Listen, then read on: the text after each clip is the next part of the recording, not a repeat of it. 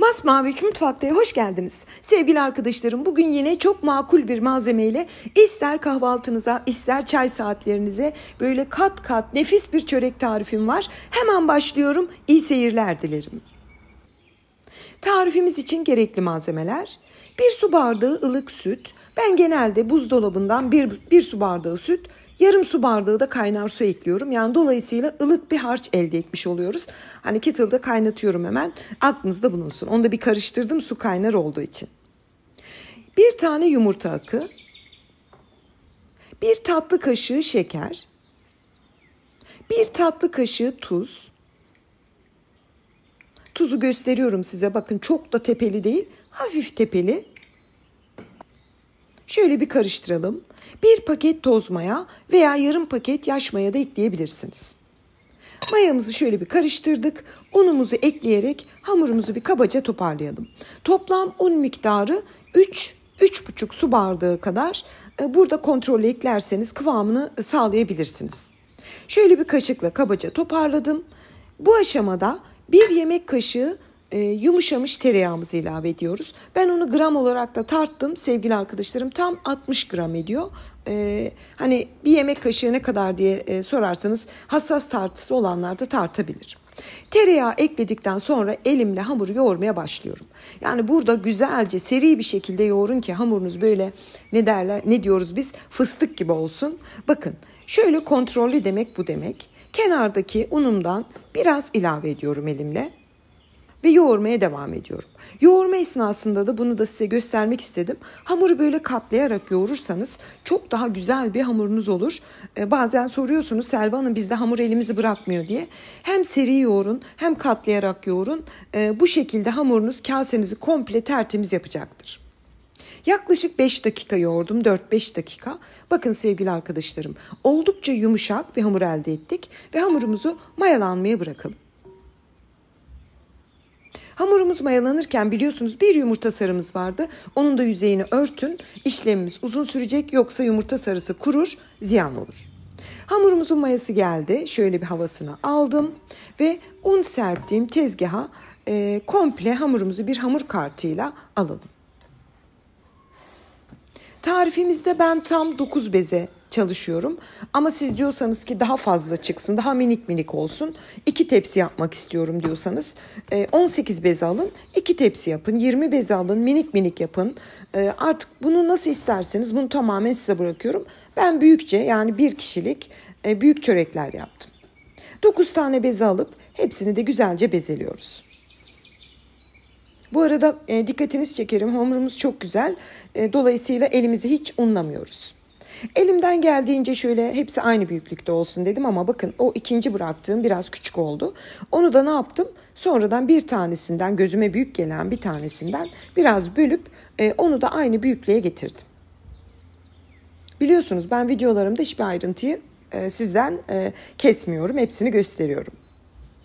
9 tane beze aldık. Bezelerimiz hazır. Şöyle bir tepsimiz olsun veya büyükçe bir tabak. Onun içerisine 5 yemek kaşığı sıvı yağımız var. Yani kullanacağımız sıvı yağ sadece 5 yemek kaşığı. Sevgili arkadaşlarım, hiç öyle yağın içinde yüzdürmeyeceğiz. Şimdi bezelerimizin her tarafına yağ bulaşacak şekilde kasemizi güzelce dizelim. Bunu yapmamızın sebebi, biraz bekleteceğiz 20 dakika.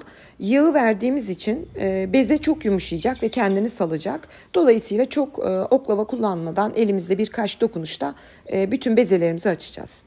Hepsini her tarafı boş yer kalmayacak şekilde yağlayıp şöyle tezgahta 20 dakika bekletiyorum. Bu arada kalan yağları da üzerine gezdirdim. Bezelerimiz hazır. 20 dakika sonra açmaya başlayalım. Biraz büyümesi lazım. Bakın 20 dakikanın sonunda görüyorsunuz bezeler biraz kabardı. Yarım saat de bekletebilirsiniz, daha kolay açılır. Ben 15 dakika beklettim çekimlere hemen devam etmek için. 25-30 dakikada bekler, hiçbir şey olmaz. Şimdi elimizle birkaç dokunuşla bakın ne kadar güzel ve muazzam açılıyor. Hamurumuzu açalım, yaklaşık 30-35 santim diyebilirim. Elimle dokunarak hiçbir şey yapmadım. Şöyle güzelce açtım. Bir tarafı 25, bir tarafı 35 santim diyebilirim. Her iki tarafından ortaya doğru şöyle büzelim. Yani baklava yapar gibi. Onu tezgaha tekrar birkaç defa vurup sündürelim. Ve kendi ekseni etrafında katlayarak bitiriyoruz. En uç kısmını da altına katlayalım. Bu arada katladığınız bölümler yukarı baksın ki böyle sunumunda o harika motifi elde edelim. Bütün bezeleri aynı işlemle yaparak bitirdim sevgili arkadaşlarım. Tepsiye dizdikten sonra elinizle çok fazla sert olmayacak şekilde birazcık basarak yassıtın ki o, çünkü şimdi bir de tepsi mayası alacak. Hemen belirtmek isterim, bu tarz tariflerde tepsi mayası çok önemli. Yani iyice kabarmış olmalı. Bu yağlı bir tarif olduğu için kabarması 20 değil de 35 dakikaya alabilir. Üzerine bir mutfak havlusu örttüm. 35 dakika beklettim. Bakın tam böyle 2 kat kabardı. Bir tane yumurta sarımız vardı kenarda. Onun içerisine 1 yemek kaşığı süt ekleyip açalım. Onu da bütün çöreklerimizin üzerine bolca sürebilirsiniz. Yani kenarlarına aka aka sürün. Fırında çünkü pişerken o nem sağlayacak. Nem de çöreklerin çok güzel kabarmasına etki. Her tarafına sürdüm. Bütün çöreklerimiz bitti. Arzu ederseniz tam orta kısmına çörek otu ve susamla dekore ederek bitirebilirsiniz. Varsa evde, yoksa da hiç sorun değil. Veya bir tane zeytin de oturtturabilirsiniz tam orta kısmına. Çöreklerimiz fırına gitmek için hazır. Önceden ısınmış alt üst ayar 190 derece fırında 35-40 dakika pişmeye gönderiyorum. Tam 40 dakikanın sonunda böyle mis gibi tekrar 2 kat kabarmış bir şekilde çörekleri fırından çıkardım. Yani sevgili arkadaşlarım, yapımı çok kolay, sizi yormayacak bir tarif ama masaya getirdiğinizde muazzam bir görseli var. Lezzeti de şahane. Çok güzel bir tariftir. Hem kahvaltılarınıza hem salatalarınızın yanına, çay saatlerinize çok yakışacağını düşündüm. Sunum için hazır. Ben şöyle sizlere detaylı gösterip her zaman olduğu gibi büyük bir zevkle doku testine geçiyorum.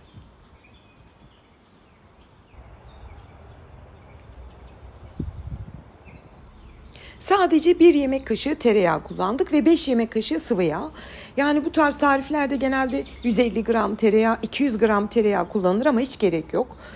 Hamurumuz istediğimiz lezzeti veriyor sonuçta. Bir malzemeyi çok fazla kullanmaya da gerek yok. Ben bu da elimden geldiğince sizlere çok az malzemeyle çok güzel şeyler yapın istiyorum. Bu arada doku testine geçtim. Yumuşaklığını gördünüz. Şöyle elimle bölerek o iç katlarını nasıl açıldığını bir açma gibi göstermek de istiyorum. Hemen siz sormadan ben söyleyeyim. Arzu ederseniz buna peynir de ekleyebilirsiniz orta kısmına. O da çok yakışır. Çok güzel oldu. İçi böyle kat kat kek gibi diyebilirim.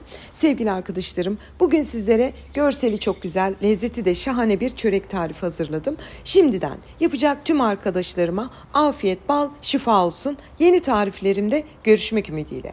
Hoşça kalın.